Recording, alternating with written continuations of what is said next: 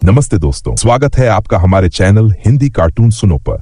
आज हम लेकर आए हैं एक मजेदार और अनोखी कहानी जिसका नाम है रसोई भी खाजा। ये कहानी है एक ऐसी दुल्हन की जो खाने की इतनी शौकीन है कि शादी के दिन भी उसके दिल दिमाग पर बस खाना ही सवार रहता है। तो कहानी में बने रहिए, मजा आने वाला है। शादी का दिन था और दुल्हन प्रिया जो खाने की बेहद दीवानी थी, हर डिश को चखने का कोई मौका नहीं छोड़ रही थी। हाँ, उसकी सगाई हो चुकी थी और आज शादी की बारी थी, पर प्रिया का ध्यान बस खाने में लगा था। सभी सोच रहे थे कि दुल्हन तो शादी की तैयारियों में होगी, लेकिन प्रिया शादी की तस्वीरों की जगह पनी पूरी, पास्ता, डोसा और मोमोज का स्वाद चखने में व्यस्त थी। हंसी का माहौल बना हुआ था क्योंकि शादी का हीरो तो खाना बन गया था और दुल्हन को शादी से ज्यादा खाने में दिलचस्पी थी। तो चलिए देखते हैं आगे क्या होता है। थोड़ी देर बाद प्रिया के पति वैभव बेचैन हो गए। बार बार देख रहे थे कि प्रिया कहाँ है। आखिरकार उन्होंने उसे कॉल किया और पूछा, प्रिया कहाँ हो? और प्रिया का जवाब सुनकर वे हैरान हो गए। मैं खाना खा रही हूँ, बस आ रही हूँ। अब शादी वाले दिन ये जवाब थोड़ा असामान्य तो था ही। तभी वैभव की माँ सुजाता जी समझ गई कि प्रिया खाने में लगी हुई है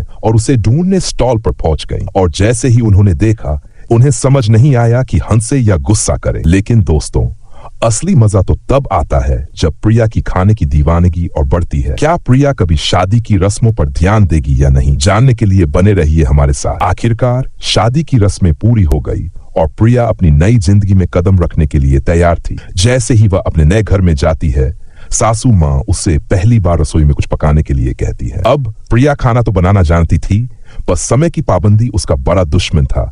सुबह सुबह उठी, लेकिन नाश्ता दोपहर को बनकर तैयार हुआ। अब सोचिए, घर के सभी लोग भूख से तड़प रहे थे और प्रिया ने खुद ही पूरा नाश्ता खा लिया। हंसी मजाक और ड्रामा तो यहीं से शुरू होता है। समय के साथ साथ प्रिया की सास प्रतिभा जी ने एक योजना बनाई कि प्रिया को सुबह 6 बजे रसोई में भेजा जाए ताकि नाश्ता 1:30 बजे तक तैयार हो सके। मगर प्रिया की खाने की दीवानगी ने यहाँ भी कमाल कर दिया। वो खाना बनाते बनाते आधा चख लेती और जब खाने का समय आता तो थाली में थोड़ा ही बचता। सोचिए क्या बीती होगी घर वालों पर। एक दिन वैभव अपने दोस्तों के साथ घर आता है और प्रिया ने बाहर से भरपूर खाना मंगवाया।